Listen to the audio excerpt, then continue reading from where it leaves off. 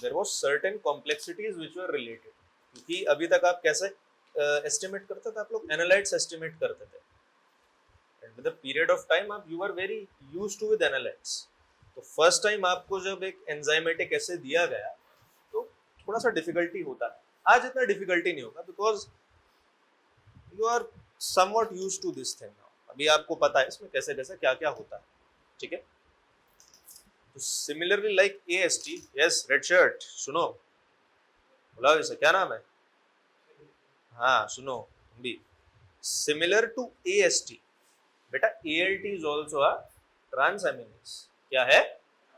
Transaminase. AST भी एक transamination enzyme होता है बेटा, ALT भी एक ट्रांसएमिनेशन एंजाइम, याद रहेगा। लेकिन ये दोनों ट्रांसएमिनेशन कराते अलग अलग है। अलग अलग मतलब इनका सबस्ट्रेट अलग होता है। AST किसी डिफरेंट सबस्ट्रेट पे एक्ट करेगा बेटा, ALT किसी डिफरेंट पे एक्ट करेगा, ठीक है। उसको पढ़ना है, इसको हल्के में नहीं लेना है, because I am telling you one thing, in our time we used to have only one paper, ठीक है, used to only have one paper.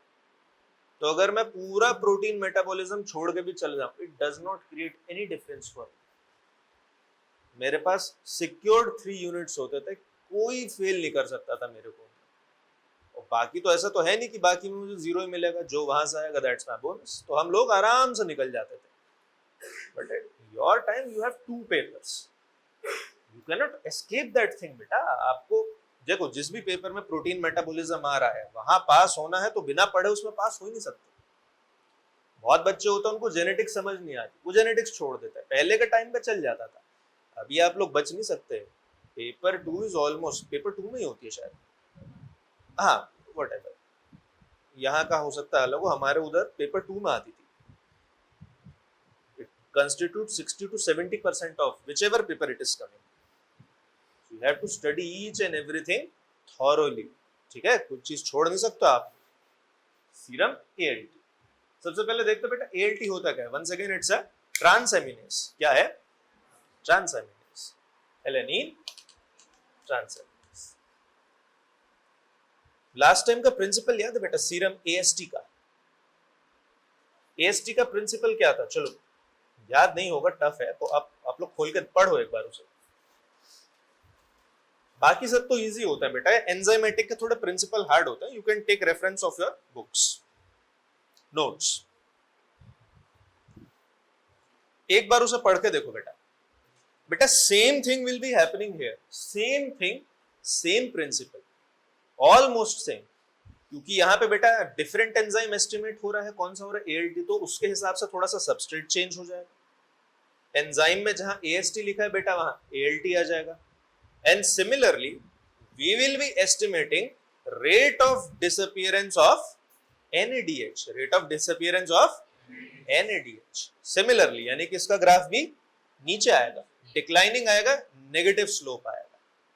Understood? Somewhat things are same, लेकिन थोड़ा याद करने में थोड़ा कॉम्प्लेक्सिटी होती है, तो उसको आप अपने हिसाब से जैसे मैनेज करना चाहे कर सकते हैं, ठीक है। सबसे पहले लिखो बेटा एम, मुद्दे की बात करते हैं। एम लिखो, to estimate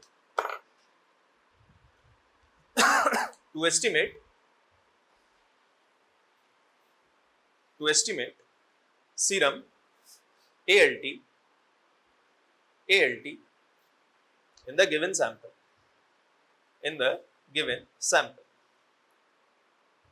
serum ALT in the given sample. Materials required, but आप लोग लिख सकते हैं appropriate reagent, tips, micropipettes, semi auto analyzer, लिख लीजिए अपना, लिख ले बेटा, लिख ले, एक आध लिख ले, शॉर्ट में लिख लीजिए, मैनुअल में लिखेंगे पूरा लिख लेना। बातें मत किया करो बेटा क्लास के बीच में, ठीक है, क्लास के बीच में नहीं। क्या होता है ना बेटा, it breaks the chain of thought, it's my mind.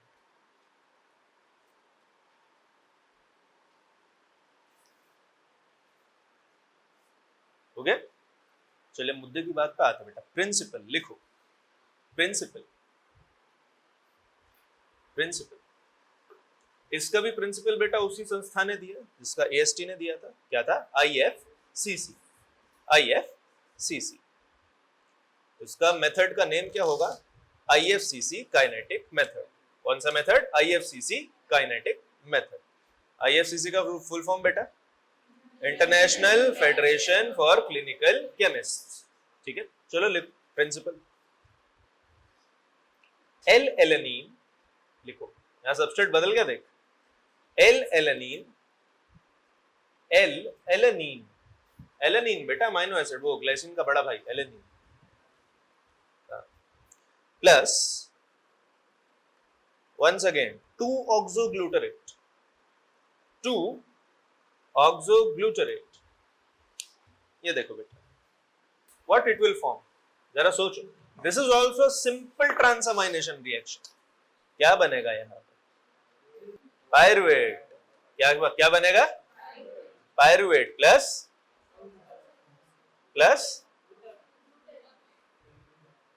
सोच बेटा, 2 मिनट सोच। पायरुवेट तो इट इज अ प्रोडक्ट, ठीक, सोच और सोच, जरा दिमाग लगाओ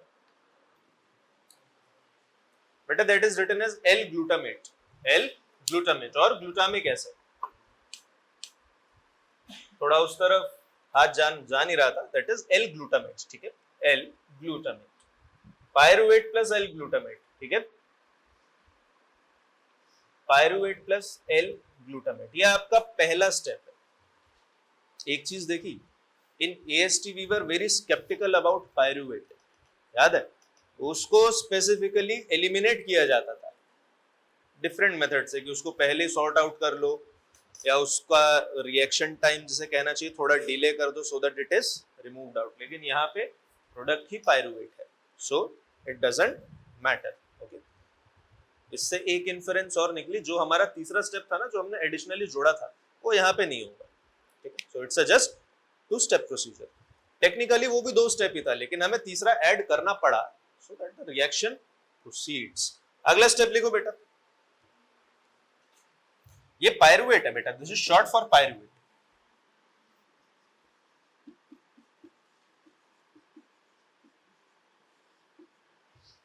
क्या होना चाहिए? एंजाइम बोलो, which enzyme should be there? कौन सा? Pyruvate dehydrogenase, LDH। कौन सा एंजाइम? LDH, LDH।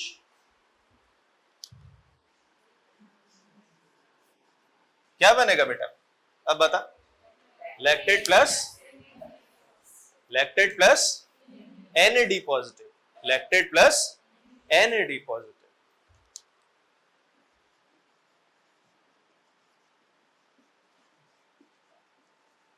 सिमिलरली ऊपर देख बेटा, ऊपर ये जो है ये ट्रांसएमिनेशन रिएक्शन है। कौन सा रिएक्शन है? Transamination. But the second one it is a typical redox reaction. Which reaction? Redox reaction. अब विद टाइम देख बेटा यहां पे क्या हो रहा है, concentration of NADH is falling with time. ठीक है, क्या मैं ये कह सकता हूं कि जितना एलेनिन है, ठीक, जितना भी एलेनिन है, या ये कह सकता है कि जितना भी ALT है सीरम में, जितना भी ALT है, whatever the amount of ALT is there, वो उतना एलेनिन और ऑक्सोग्लूटारेट को कन्वर्ट कर देगा पायरुवेट में, या उतना तेजी से करेगा। ज्यादा तो नहीं कहना चाहिए कि उतना स्पीड से करेगा। जितना ज्यादा ALT होगा उतना उसका एक्टिविटी ज्यादा होगा और उतना पायरुवेट का जनरेशन ज्यादा होगा या तेज होगा।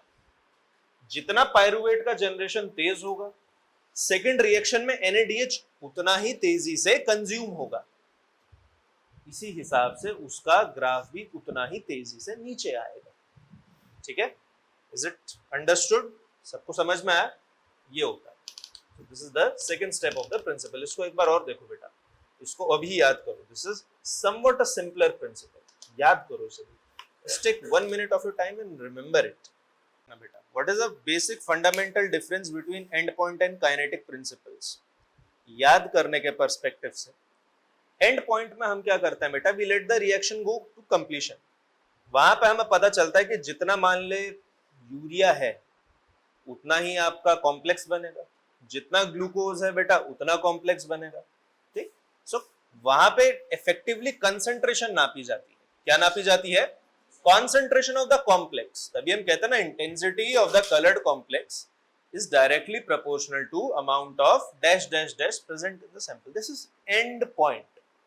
क्या है ये? End point. Kinetic methods में क्या होता है? We measure rate of change of appearance और rate of change of disappearance. हमें ये नहीं पता करना कि आखिर में वो कितना बन रहा है या आखिर में वो कितना बच गया। नो, हमें पता करना है कि अगर वो बन रहा है तो किस रफ्तार से बन रहा है, अगर वो कंज्यूम हो रहा है तो किस रेट पे कंज्यूम हो रहा है। सिमिलरली उसको वापस देखता है। यहां पे सारे लोग पेन नीचे रखो बेटा और वापस इधर देखो। हमारे पास सॉल्यूशन में बेटा ये भी अनलिमिटेड है, ये भी अनलिमिटेड है, क्योंकि ये तो हम सॉल्यूशन में दे ही रहे हैं। What is the limiting factor of the first reaction? पता है? ALT, जो सीरम में लिमिटेड है। ये कहां से आ रहा है? सीरम से आ रहा है, एंड इट इज लिमिटेड। अब जितना ज्यादा ALT होगा, पहली रिएक्शन उतनी फास्ट चलेगी जितना भी ALT है। ओके, जितना भी रिएक्शन फास्ट चलेगा उसी रेट से बेटा पायरुवेट बनेगा। मान ले बहुत तेज चल रहा है तो पायरुवेट बहुत तेजी से अपीयर होगा, बहुत स्लो चल रहा है, ALT कम है तो पायरुवेट धीरे धीरे अपीयर होगा। जैसे ही पायरुवेट अपीयर होना शुरू होगा, it will immediately proceed to the second reaction. यहाँ पे NADH is also unlimited, LDH is also unlimited. So what is the limiting factor beta? Pyruvate. Whatever rate at pyruvate is coming into the reaction, same will be the rate at which NADH will be consumed. NADH तो unlimited है, उसे कोई फर्क नहीं पड़ रहा, लेकिन जितना पायरुवेट आएगा बेटा वो उतना ही तो कंज्यूम होगा। धीरे धीरे आएगा तो NADH धीरे धीरे कंज्यूम होगा। बहुत क्विकली आ रहा है, that means NADH will be quickly consumed. समझ आई बात? This is the basic premise of a principle. इसको लिख लो 2 वर्ड्स में, लिख लो, ठीक है। L एलेनिन लिखो। L alanine reacts with 2-oxoglutarate in presence of enzyme ALT, bracket में कर लेना बेटा, from serum to produce pyruvate plus L-glutamate. This pyruvate further reacts with NADH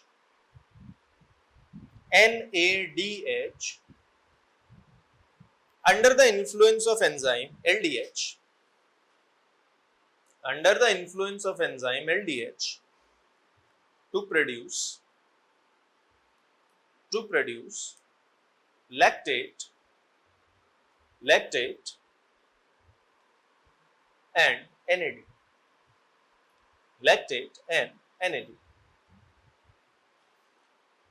Rate of change of concentration of NADH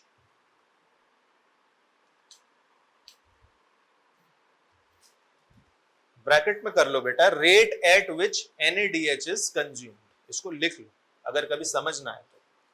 rate at which NADH is consumed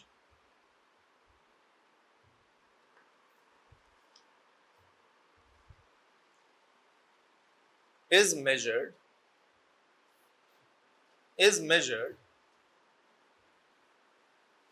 and the concentration of or enzyme activity of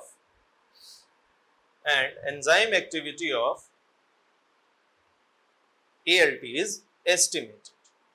ठीक है, understood? Principal आया सबको समझ? तो M हो गया बेटा, material required हो गया, प्रिंसिपल हो गया।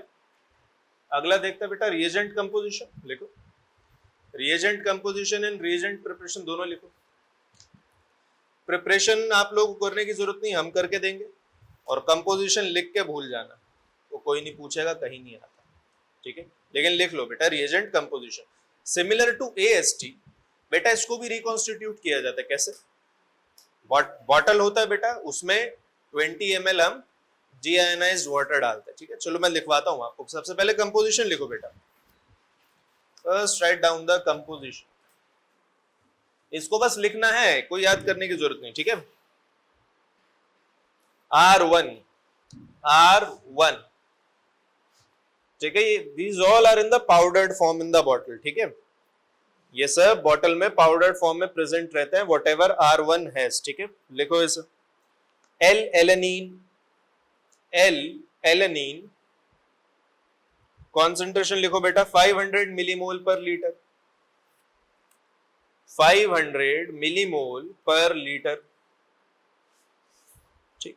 NaDH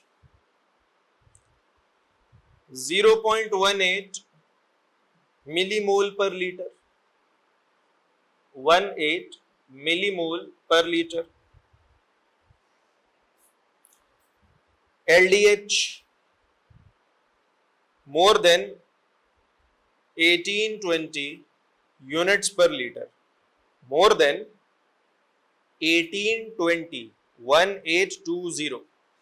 units per liter। लिख लोगे बेटा units per litre. 2-oxoglutarate 12 millimole पर लीटर।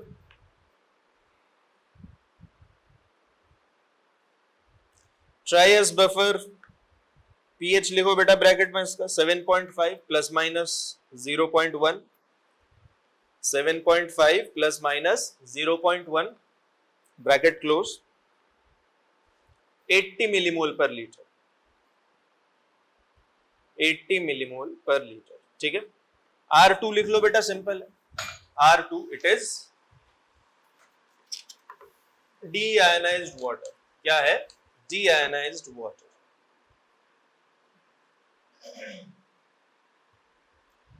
नाउ रिएजेंट प्रिपरेशन और वर्किंग रिएजेंट प्रिपरेशन लिखो, उसी में सब हेडिंग दे दो बेटा working reagent preparation. How the working reagent is prepared. 20 ml of एक सेकंड यहां से शुरू मत करो।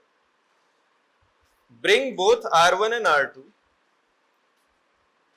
Bring both R1 and R2 at room temperature. Analytical assays में बेटा एक चीज होती है, आप फ्रिज से सीधा निकाल के भी एस्टिमेशन स्टार्ट कर देते हो, ऑल्दो नॉट रिकमेंडेड, बट काम चल जाता है most of the time, they are not specific. Enzymatics they are somewhat very tedious, उनकी अगर शर्तें नहीं मानी गई तो थोड़ा सा गड़बड़ कर देते, so this is that is why it is important, ठीक है। Bring both R1 and R2 at room temperature. Mix 20 ml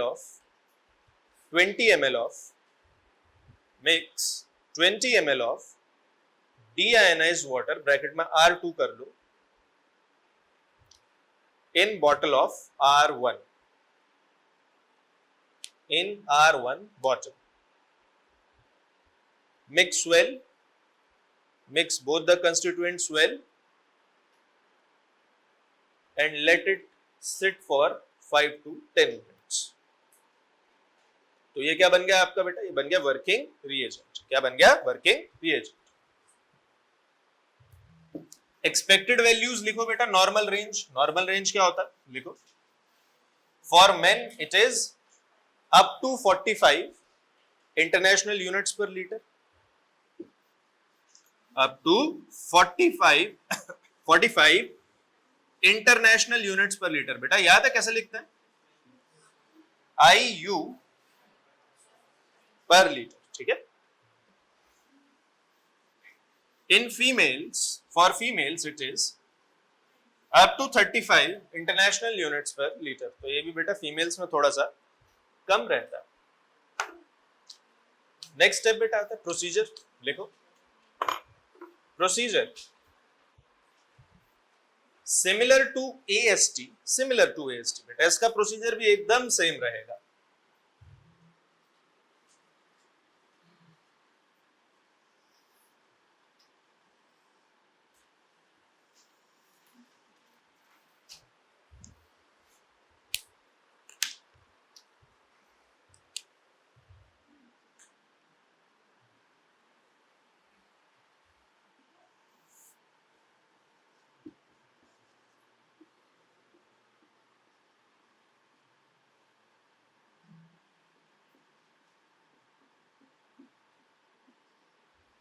बेटा सबसे पहले बात है नहीं, प्लीज प्लीज बात है नहीं, जो भी डिस्कस करना है please discuss it with me.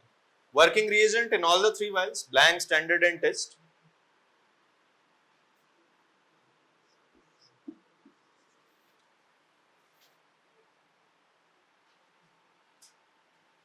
Distil water बेटा,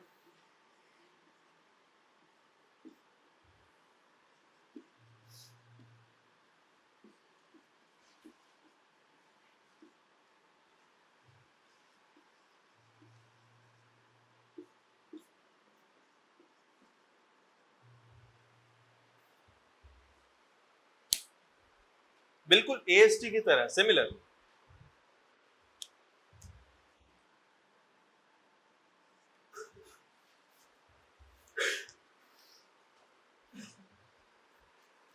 One thousand microliters in all the 3.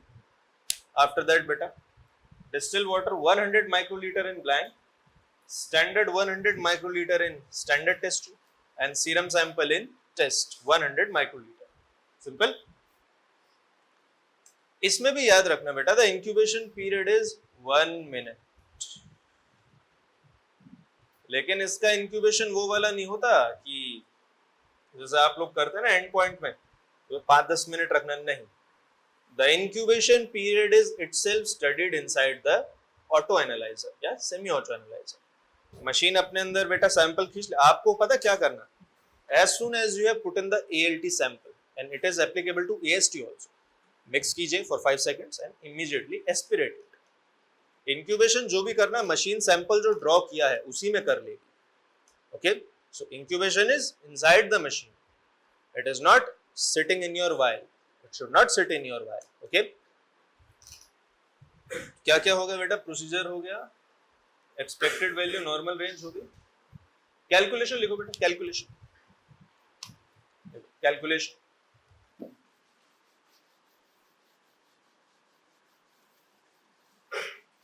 Last time याद है कितना सिर दर्द हुआ था कैलकुलेशन में? आज नहीं होगा बेटा, इतना चिंता मत कर। अच्छा, सबसे पहले तो एक चीज याद करो, ALT बेटा हमने कितने उस पर मेजर किया था, सॉरी AST कितने पे मेजर किया था, क्या वेवलेंथ पे मेजर किया था AST? 340 नैनोमीटर। NADH जहां पे भी होगा ना, जहां पे भी NADH मेजर हो रहा है, it is always measured at 340 nanometre. तो यहाँ पे कितने पे होगा बेटा, यहाँ पे भी 340 पे ही होगा नैनोमीटर। वेवलेंथ होता है ना, सबका एक वेवलेंथ होता है, जैसे ग्लूकोज एक स्पेसिफिक पे होता है, क्रिएटिनिन स्पेसिफिक पे होता है। कितने पे होता है क्रिएटिनिन? 540 नैनोमीटर, ठीक है। बिल्कुल जैसे तुम्हारी शर्ट है ऐसा कलर होता है वाइल का, टिक्रिक एसिड वगैरह डाल के। So that yellow color is always measured at the complementary filter 540, ठीक है। उस फिल्टर को ग्रीन बोलते हैं, ग्रीन फिल्टर। ठीक, प्रोटीन कितने पे होता है? 620। एल्ब्यूमिन 620 ना, एल्ब्यूमिन 620, एल्ब्यूमिन भी होता है आपका 570। 540 और 570 दोनों चलते हैं उसमें। फिर ग्लूकोज और उसका बोलो, कोलेस्ट्रॉल कितना होता है? दोनों का सेम होता है 520, दोनों का होता है 520। तो ये बेसिक चीजें याद रखना, ठीक है। यहां से भी कभी कभी शुरुआत हो जाती है। क्या था? कैलकुलेशन। एज यूजुअल बेटा विल बी टेकिंग 3 वैल्यूज। कितनी वैल्यू लेंगे? 3 वैल्यू, लेकिन वो हम मिलेंगे, कौन लेगा? मशीन लेगा, ठीक। t इक्वल 0, t इक्वल 1, ठीक।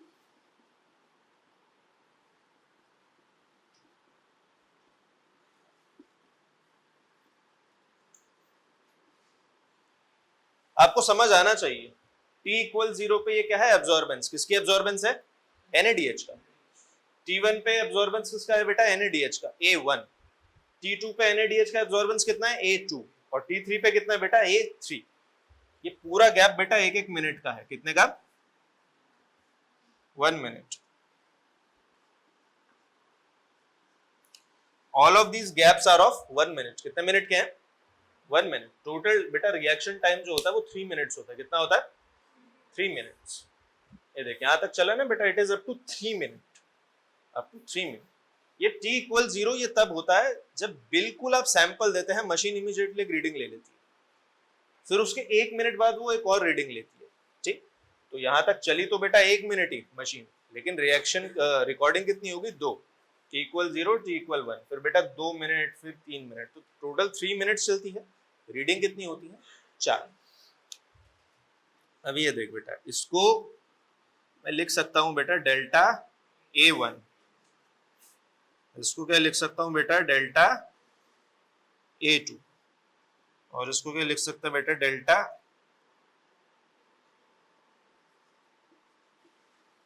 A3। ये कैसा आएगा बेटा? A0 minus A1। आप लोगों को पता होना चाहिए मैं A0 में से A1 क्यों माइनस कर रहा हूं, पता है? Because A0 will be higher. Common sense, A0 higher रहेगा। क्यों हायर रहेगा? क्योंकि टाइम के साथ NaDH खत्म हो रहा है, इट इज गेटिंग कंज्यूम्ड, इसीलिए यही सबसे हाईएस्ट वैल्यू होगी। सिमिलरली जब मैं डेल्टा A2 निकालूंगा तो किसमें से क्या माइनस करूंगा बेटा? A1 में से A2 माइनस करूंगा, सिंपल, ठीक है। और यहां क्या होगा बेटा? A2 minus A3, okay. इनको सॉल्व करके मुझे क्या मिल जाएगा बेटा? डेल्टा A पर मिनट, जिसको बोलते हैं rate of change of absorbance. क्या बोलते हैं? Rate of change of absorbance. एक बार फिर से मैंने आपको रिवाइज करा दिया यहाँ पे, ठीक है। हालांकि इतना लिखने की जरूरत नहीं, you just have to write down the formula. तो फॉर्मूला लिखो बेटा, क्या होता है? सीरम ALT कैलकुलेशन में लिखो, is measured using formula, is measured using formula. सबसे पहले ऊपर क्या आता है बेटा? डेल्टा A पर मिनट, ठीक है। Rate of change of absorbance पर minute, rate of change of absorbance पर मिनट, वो डेल्टा A पर मिनट। और ये निकलता कैसे बेटा? ये इनको सॉल्व करके निकलता है, ठीक है। ये T0 से T3 तक आपकी जो 3 rate of change of reaction है या rate of change of absorbance, उनको सॉल्व करके डेल्टा A पर मिनट आता है, ठीक है। मल्टीप्लाइड बाय क्या होना चाहिए? Total reaction volume TV multiplied by TV, delta A पर minute multiplied by TV multiplied by 10 raised to the power 3। अब अपॉन में लिखो बेटा, याद करो फॉर्मूला क्या था? Sample volume SV multiplied by absorptivity and multiplied by path length, yes path length, ठीक है। तो डेल्टा A पर मिनट मल्टीप्लाइड बाय, मैं फैक्टर बोल रहा हूं, अगली लाइन में लिखो बेटा डेल्टा A पर मिनट मल्टीप्लाइड बाय F को ब्रैकेट में लिख लो बेटा, फैक्टर क्या है? फैक्टर है, बाकी का टर्म सॉल्व करके आ रहा है, ठीक है। बाकी का जितना है डेल्टा A पर मिनट के अलावा उसको सॉल्व करके न्यूमेरिकल वैल्यू आती है। फॉर्चुनेटली यहाँ पे भी जो कांस्टेंट है वो 17680 है, जो AST में था 1768, ठीक है, 1768। तो ये हो गया बेटा आपका कैलकुलेशन वाला पार्ट, ठीक है। This completes your calculation part. अगला पार्ट आता है बेटा ऑब्जर्वेशन, ठीक है। जो भी आपका जब एस्टिमेट करोगे ऑब्जर्वेशन आएगा, लिख देना इसमें, ठीक है। Finally your result, whatever the result you have, please write it down. Next part is your clinical part. इसका क्लिनिकल थोड़ा आराम से बैठ कर डिस्कस करते हैं because we have plenty of time है. अच्छा, सबसे पहले तो ये बताओ अभी तक हुआ क्या क्या. एम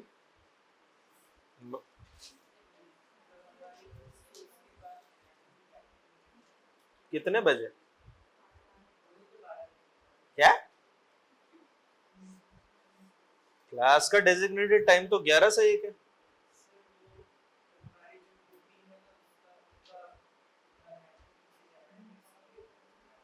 पढ़ते लिखते क्यों नहीं हो भाई? एनाटॉमी है. मैं तो सोचता था खाली बायोकेम ही नहीं पढ़ते. ठीक है, ठीक है. It is almost over. I'll just quickly remind you with the clinical part since you have to go in the anatomy class. ठीक है. क्लिनिकल को इतना मुश्किल नहीं होता एंजाइमेटिक का, मैंने आपको लास्ट टाइम बोला था. Similar thing is happening here. एक चीज याद रखो बेटा, please pay attention here while you are still here. इसको बेटा जाकर क्रॉस चेक करना. I am just missing it out. I am just giving you a small task to do. Out of ALT and AST na beta, I think one is cytoplasmic and one is mitochondrial. ALT, as far as I am remembering, it is cytoplasmic and AST it is mitochondrial. AST it is, I think, either mitochondrial or it is present in some other organelle in predominant amount. Why this thing is important? Please listen to me very carefully. जब भी cell में कोई damage होता है या cell पे कोई injury होती है, सेल में कोई ट्रॉमा होता है, सेल की बात कर रहा हूं बेटा, मैं बॉडी को भूल जा जरा 1 मिनट के लिए. तो सेल मेम्ब्रेन से सबसे क्लोज कांटेक्ट में क्या होता है बेटा? साइटोप्लाज्म में होता है. तो सबसे पहले ईसीएफ में या इंटरस्टिशियल फ्लूइड में जो बाहर लीक आउट होगा वो क्या होगा? साइटोप्लाज्म. चाहे थोड़ा या ज्यादा जितना भी, लेकिन first contact will be of cytoplasm. इसीलिए जब भी कोई लिवर में एक्यूट इंजरीज होती है या कुछ होता है तो ALT जल्दी पिकअप करता है. When there is cell necrosis, hepatocellular necrosis, cell death, severe cell damage, the whole cell is opened out in the open, including all the organelles. तब AST भी बाहर ब्लड स्ट्रीम में आना शुरू होता है और उसका बढ़ना शुरू होता है. इसीलिए जो क्रॉनिक इंजरीज है, एक्यूट इंजरीज होती हैं बेटा, एक्यूट इंजरीज, उनमें AST का लेवल कभी कभी बढ़ता है, कभी कभी नॉर्मल रहता है. That is not specific to that. इसीलिए मैंने आपको लास्ट टाइम AST में बोला था, if AST is speaking up, something needs your medical attention immediately. इसीलिए मैंने ये बात बोली थी, क्योंकि AST आसानी से पीक नहीं करता. ALT प्रोमिनेंट होता है. ALT तो मान लो नॉर्मल वैल्यू से इवन 5 टाइम्स 7 टाइम्स बढ़ भी जाए ना, तो अगर बाकी सब चीज नॉर्मल है, इवन 10 टाइम्स बढ़ जाए and rest of the parameters are normal, ठीक है, घर जाइए, अच्छी नींद लीजिए और आराम कीजिए, doesn't matter. But if AST is speaking up, something is terribly wrong in the system. ये चीज याद रखना बेटा. एक तो AST जल्दी पीक नहीं करता, और अगर कर रहा है तो कुछ गलत है. ALT अपने आप ही बढ़ जाता है तो छोटा मोटा ट्रॉमा से. और उसका रीजन, इसको प्लीज क्रॉस चेक करना, क्योंकि मुझे अभी याद आया, जब हम पढ़ा करते थे तो मैम हमें बताया करती थी सब चीजें. I just got that thing. अभी होता ना, अचानक से याद आ जाता. Since I can not conclude it right now, so I am just giving you this activity to just cross check it out. One enzyme is cytoplasmic and one enzyme is there, mitochondrial, and whichever is cytoplasmic it will peak earlier, so ALT peaks earlier. So I am near sure that ALT is cytoplasmic. इसको देखना. अब किन cases में बेटा ALT बढ़ सकता है ये देखते हैं. सबसे पहला एक्यूट वायरल हेपेटाइटिस. ठीक है, हेपेटाइटिस. ठीक है, इसमें 2-3 रीजन लिख लो, मोर देन इनफ. क्रॉनिक में ज्यादा कौन सा बढ़ता है पता है? क्रॉनिक में ज्यादा AST बढ़ता है. क्या बढ़ता है? AST, because the damage will be very extensive, and whenever the damage is extensive बेटा AST विल पीक. ठीक, अभी डैमेज थोड़ा लिमिटेड है और it is in a acute portion, so what will peak? ALT. Even AST will rise slightly. Done. दूसरा reason क्या हो सकता है बेटा? क्रश इंजरीज और मसल इंजरी. ठीक. AST तो वाइड स्प्रेड होता है बेटा. वाइड स्प्रेड से मेरा मतलब प्रीडोमिनेंटली तो लीवर में होता है, लेकिन कार्डियक मसल्स में भी होता है. ठीक. आपकी स्केलेटल मसल्स में भी होता है. But ALT is not like that. ALT का लायन शेयर बेटा आपका लिवर में ही होता है. ठीक. To some extent it is present in kidneys, skeletal muscle and cardiac muscle, but not as prominent like AST. होता है, कम होता है, ज्यादातर ये लिवर में ही रहता है. तो इसीलिए अगर ALT बढ़ता है ना, इस चीज को, फर्क को जरा ध्यान से समझना. अगर ALT बढ़ने लगता है और बहुत तेजी से और बहुत ज्यादा बढ़ रहा है, लीवर में कुछ दिक्कत है, AST नॉर्मल है या AST स्लाइटली एलिवेटेड, ठीक है, just take few medicines, अपना लाइफस्टाइल सुधारिए, थोड़ा ठीक रहिए, everything will be normal. If ALT is rising, along with that AST is peaking, it is crossing even the ALT also, get yourself immediately admitted into the hospital. दोनों में फर्क ध्यान रखना, ठीक है, क्योंकि ये डायग्नोसिस बहुत लोग जिसे कहते हैं ना, एक साथ या तो साथ में रूल ऑफ थंब लगा के चलते रहते हैं, उससे बात नहीं बनती है कि ALT बढ़ रहा है तो ये है, AST बढ़ रहा है तो ये नहीं. You have to interpret between the lines. ठीक है. क्या क्या हो गया बेटा? क्रश इंजरीज और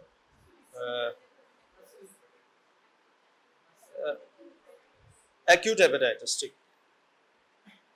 अगला लिखो बेटा, shock, ischaemic shock to liver, यानी कि जब लीवर में ब्लड सप्लाई कम होती है. कम देखने को मिलता है, इतना प्रोमिनेंट नहीं है, होता है, इतना प्रोमिनेंट नहीं. ये बहुत कॉमन मिलेगा. Biliary obstruction, biliary obstruction, obstruction partial और fully to any of the bile duct. ठीक. याद रखना, इससे आपको जॉन्डिस में भी पूछा जा सकता है. जॉन्डिस में भी क्या बढ़ता है, होता है ना, हेपेटिक और ऑब्स्ट्रक्टिव. दोनों में डिफरेंशिएट करने में बेटा ALT के लेवल भी काम लिए जा सकते हैं. वैसे वहां पे प्रोमिनेंट ज्यादा पता कौन सा होता है बेटा? ALP. वहां पे जो प्रोमिनेंट डिफरेंशिएटर होता है बेटा, वो ALP होता है, जो हम आपको आगे कराएंगे. अभी आपकी 2-3 एस्टिमेशन और रह रहे हैं. One is ALP, amylase and bilirubin, direct indirect. ठीक है. कितने रीजन हो गए बेटा? देखो 4 हो गए. एक और लिख लो, मायोकार्डियल इन्फार्क्शन बढ़ता है उसमें, इतना नहीं, slight elevation. There is a slight elevation myocardial infarction also. I think it is more than enough. हाँ, लिख सकते हो. Yes, you can write it down. Alcoholic fatty liver. लेकिन इसमें एक चीज ध्यान रखना, जब ये बहुत आगे की स्टेज पे प्रोग्रेस कर जाए, बहुत आगे की स्टेज पे, तब उसमें ALT नॉर्मल हो जाता है. पूछ कैसे?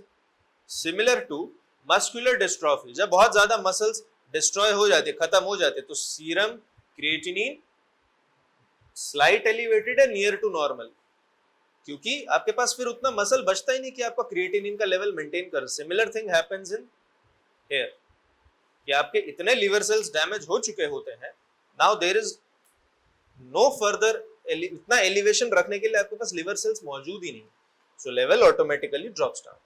It is more than enough. इतना बोल दोगे बहुत है, ठीक है, but you should know the specific reason behind it, और वो आपको मिलेगा बेटा LFT पढ़ने के बाद. ठीक है.